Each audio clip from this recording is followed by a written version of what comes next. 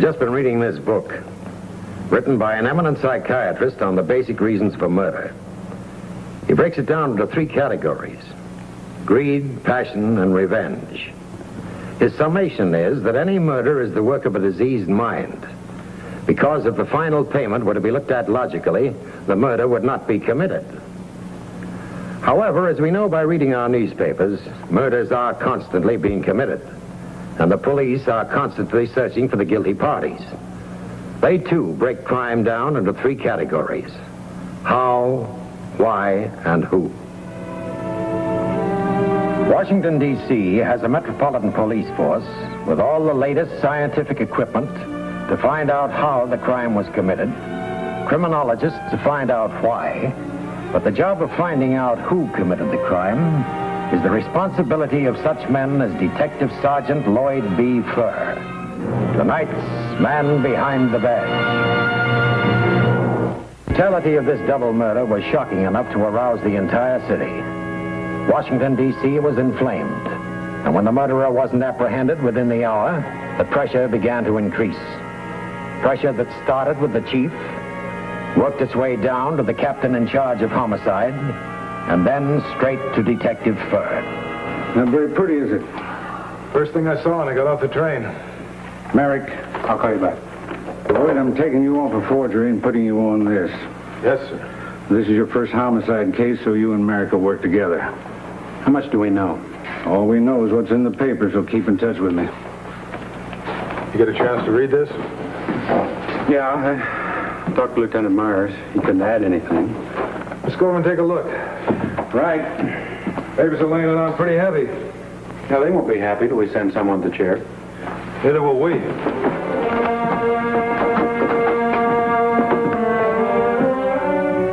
According to the papers, the crime was committed at 2 a.m.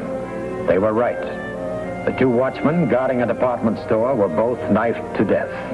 The papers said the police had no suspects or clue to the identity of the assassin.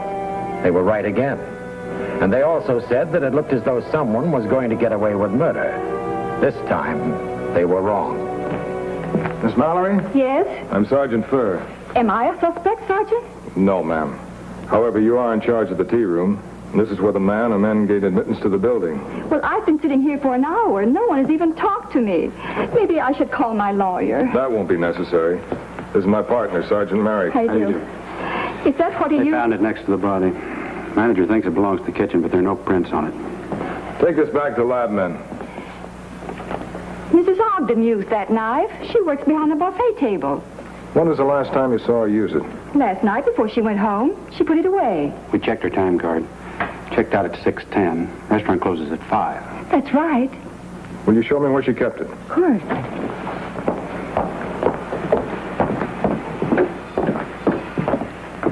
Here on the top shelf. Lieutenant Myers' crew did a complete check on all the doors and windows. They were all locked, except this one.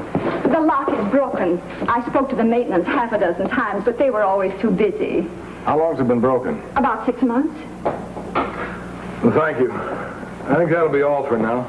May I go home now? They wouldn't even let us serve lunch today. Just leave a number where you can be reached, in case we want to talk to you again. I'll be home. You see, I'm so upset. When I'm tense, I read to relax. Yes, ma'am. I read murder mysteries. This is just like the first chapter. We'll call you. Most people say they can figure out the ending, but I can't. Never. I'm always surprised in the last chapter. Will I be able to find out how it comes out? We can tell you that now, ma'am. You can? Yes. There's myself, Detective Merrick, and about 500 other men. We're looking for whomever did this. It might take us a long time, but in the last chapter, we'll get him. Deduction has its place in a modern police force. The position of the knife indicated that a man standing on his tiptoes would have to be at least 6 feet to reach it. The fact that the only unlocked window in the department store was used indicated that it must have been someone familiar with the store. The 6-foot suspect would have to be, or have been, an employee within the past 6 months. The total employment during that period was 1,123. Detectives Spur and Merrick both worked until 3 a.m. on Saturday and then caught 4 hours sleep in the bed department.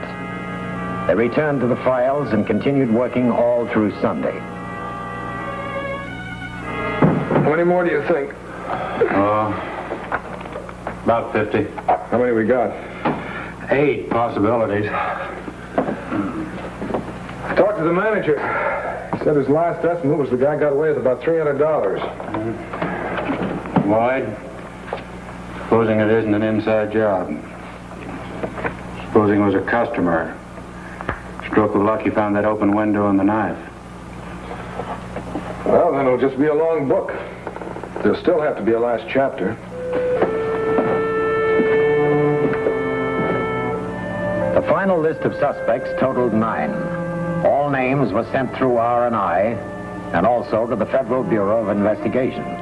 Of the 9, 2 had police records. The murders were 48 hours old, and the newspapers had taken their usual line. The police were working on a lead. The police promised an early arrest. It all sounded quite simple, but it wasn't. The first man on the list was Philip A. Tully. He said that on the night of the murder, he was playing bridge with some friends in Alexandria, Virginia. His alibi checked out. Second man on the list was Paul Stock, employee in the stockroom. His alibi checked out. The third man on the list was Angelo Briscoe. He said he went to a movie. He was told to get dressed and come down to headquarters. He spent a very uncomfortable 2 hours while his story was checked out. The fourth man had been in a veterans hospital at the time of the murders. The fifth had been unable to locate. The sixth was out of town. The seventh had died a week before the crime was committed. The eighth had been at a party. And the ninth, Vincent Wells, was waiting in the interrogation room. He had answered some questions, some he couldn't.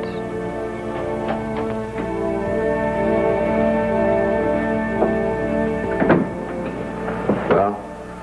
We're still checking your alibi. It should be easy. I was babysitting for my brother-in-law like I told you. There's some things you haven't told me, Vincent. I told you, this girl came over about 9:30. We played records until midnight. That's your story. She went home before my brother-in-law got back. And now she's in New York and you don't know where. I didn't kill those guys. I wasn't even near the store. Do you know Jay Patterson? I think maybe I know him. We know you were with him the afternoon of the murder. How'd you know? Same way we're going to find out if you killed those 2 men. I didn't do it, Sergeant. Honest. Check my parole office. I haven't slipped once. You weren't supposed to associate with known or suspected criminals, yet you're with Jay Patterson. I just bumped into him. We had some coffee. Where? In the tea shop. I mean, look, I don't know what I'm saying.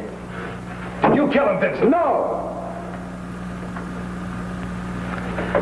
No. Honest. That's all I want you to be, is honest.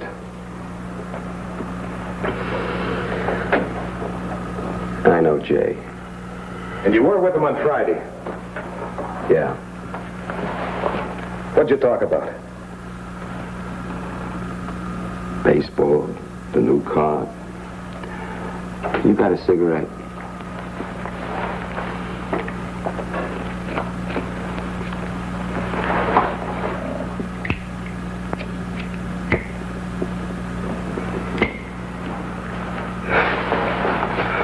You're a pretty nice guy for a cop.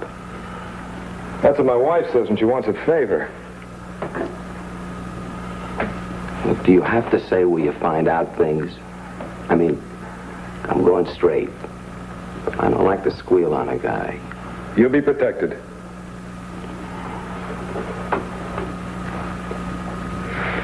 Jay and I talked about knocking over that department store. I said no. I had my fill of stuff. But you talked about knocking it over. Sure, but... Look, I left Jay at 6 o'clock. My sister feeds me when I sit with the kid. I didn't see him again. That's all I know, honest.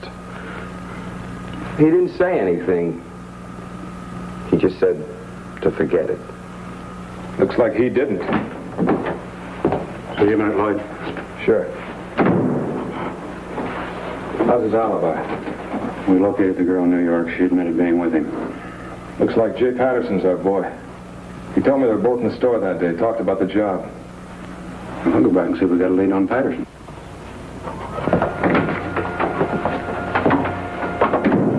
Yeah, your alibi checks out. You had me worried. I mean, being I got a record and everything, I figured it'd be easy to pin this on me.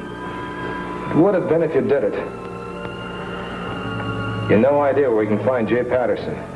Sergeant, I don't even want to hear his name. He's the wrong guy. We think he's the right guy.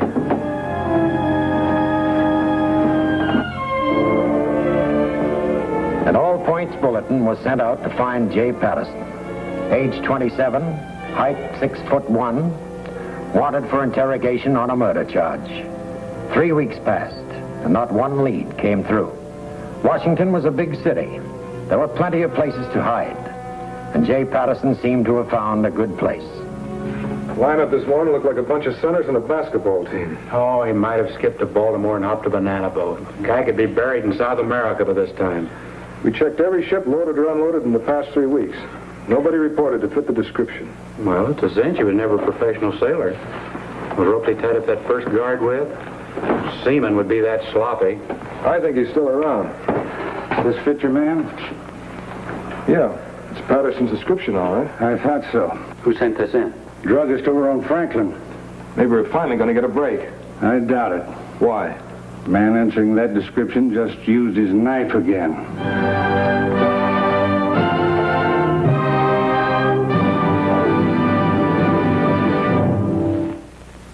The druggist, who luckily had only been wounded superficially, had agreed to come to headquarters and try to identify a picture of his assailant. He was handed 5 photos, and without hesitation picked out a rogues gallery picture of Jay Patterson. He was thanked for his help and asked to give a statement to the secretary on his way out. Detective Lloyd Furr now was assured that the man he was looking for was still within the city limits. Still gives him plenty of places to hole up, Lloyd. Yeah, if he's pulled another job, he's run out of money. He only got $35 from the druggist. How long do you think that'll last him? Oh, if he's careful, about 10 days. He doesn't strike me as being the careful type. Well, I'll get him to run off a batch of his description and circulate him around town. Phil, just how much do we know about him? Enough to send him to the chair? Yeah, I know that, but not enough to find him. I'd like to get a line on his habits, his likes and dislikes, how he kills time. If I can learn enough, maybe he'll show us where to look for him. It's worth a try. He's killed 2 men, almost 3. He's got nothing to lose by going right on killing. And we better find him before he runs out of money. Start with his mother. What, do you think she'll cooperate? How'll she feel about talking? How many kids you got, Phil? 3. Tonight when you get home, ask your wife how she'd feel.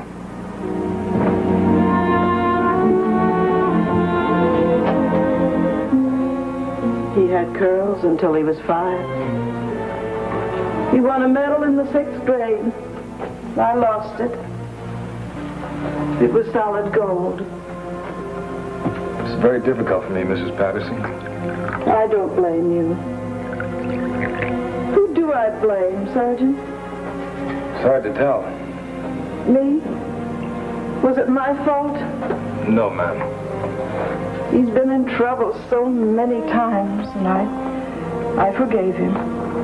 I always forgave him. Was that wrong? Maybe it was discipline and not forgiveness that he needed. The Bible says to forgive. It also says that a man must pay for his sins. The man who commits them. Not his brother, nor his mother. You sure it couldn't be someone else and not my Jay? He was identified by a man he robbed. It's got to be my fault. Mrs. Patterson, how well do you know your son? I'm his mother. Well, I want to find him. It's our belief that he was responsible for the deaths of 2 men. But you're his mother, and I don't expect you to answer any of my questions unless you want to. If he's killed too, and if he'll kill again, how could I face their mothers? Did he have any close friends? I don't know. How do you spend his leisure time? I don't know. Did he have a girl? I don't know. I see. No, for the first time I see. My son was a stranger. Jay Patterson. Jay Patterson. Oh, yes, I remember him now. Well, I talked to his mother, a garage mechanic he worked with, and the owner of a pool room where he used to hang out. They can't find out much about him. Well, he was a very moody boy, that I remember. He used to sit and look out the window all through class. Well, I'd like to know everything you can remember about him. He was an average student. He had a good mind. He was lazy. And he never seemed to take an active interest in anything. Now, mind you now, it's a good 10 years since he was in my class. Was he much of a reader? No. Then he wouldn't spend much time in libraries, would he? Or museums. No, Jay lived a life of his own. He was a quiet boy. Or was he active in sports? Well, now, I don't remember. I'd suggest you talk to Coach Williams. I wish I could be more helpful in this, but I'm afraid I can't. Jay was a very quiet boy, as I've said. He lived apart from the rest of his classmates. Well, I appreciate the time you've taken, Mr. Glenwood. Yes. Tell me, is this for a school yearbook or a newspaper? No, sir. Well, I've had some brilliant students in my classes. Some of them become doctors, lawyers, architects. And tell me, why are you interested in Jay Patterson, Mr. Fur? What could Jay have possibly done to interest anyone? Killed 2 people.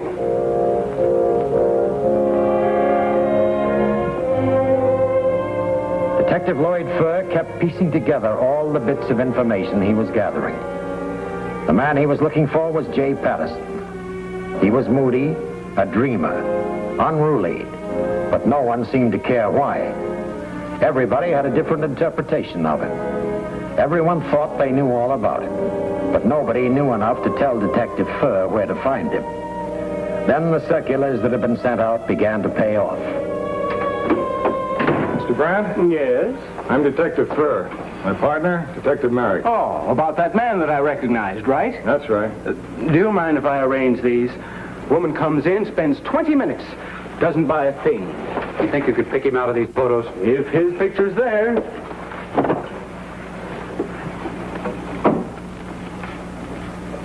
This one. That's Patterson, all right. I read those circulars the police circulate. Probably the only one in the block who does. I also watch those television programs, the ones with the clues. Never see any of those men, though. How'd you happen to recognize our man? He wandered into the shop. Well, I run a very exclusive women's shop here. And this man, well, he just didn't seem to be my type of clientele. Well, how was he dressed? A tan leather jacket, no necktie, and a crew haircut. Did he act suspicious? Just being in here made him suspicious. We appreciate your help, Mr. Brand. Always glad to assist. If you happen to see him again, please give us a call. Fur. Fur? Why, one of my favorite customers is named Mrs. Fur. Is she your wife? How much does this pair cost? Oh, that's an original. $60 a pair. Not my wife.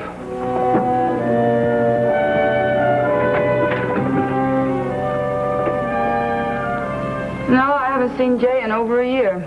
He in trouble? Well, we'd like to have a talk with him. Oh, he'll have a tough time. He can sit all night and not say a word. Do you know him very well?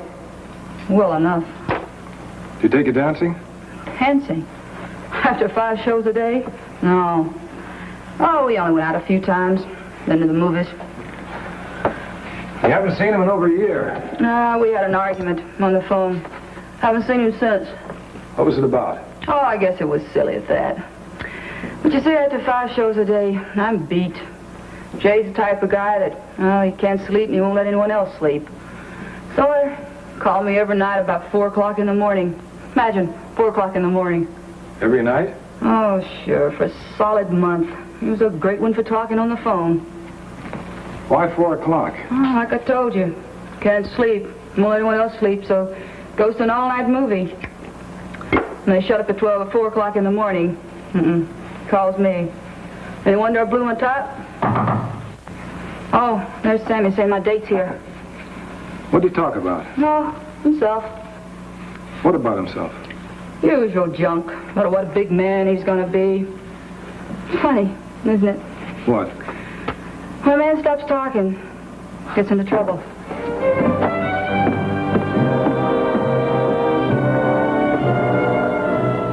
Detective Furr immediately called the captain of the homicide division.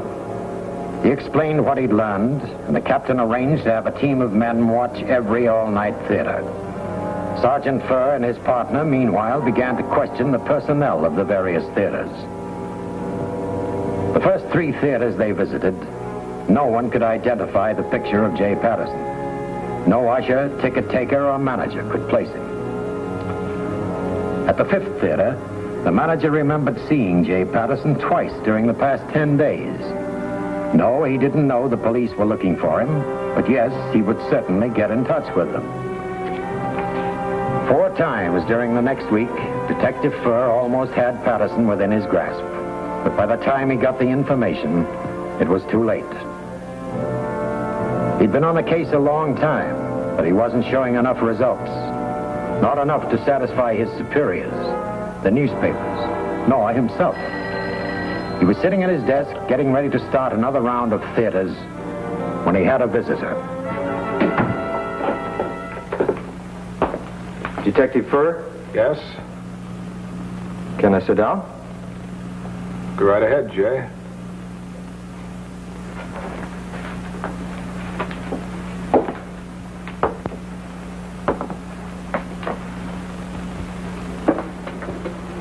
I asked 3 cops where to find your office. None of them recognized me.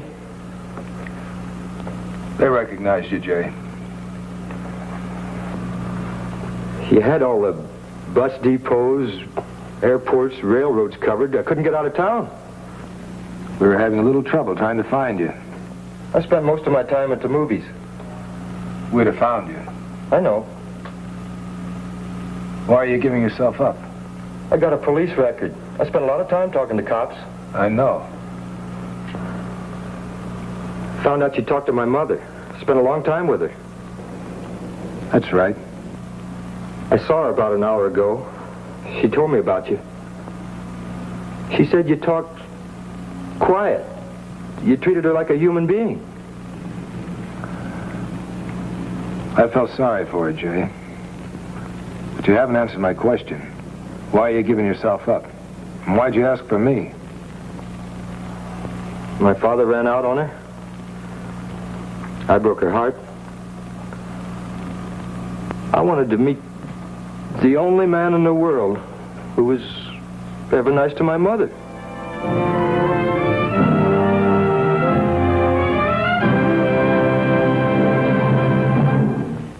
Jay Patterson was tried, convicted, and sentenced to the electric chair. Punishment was carried out in July of 1952.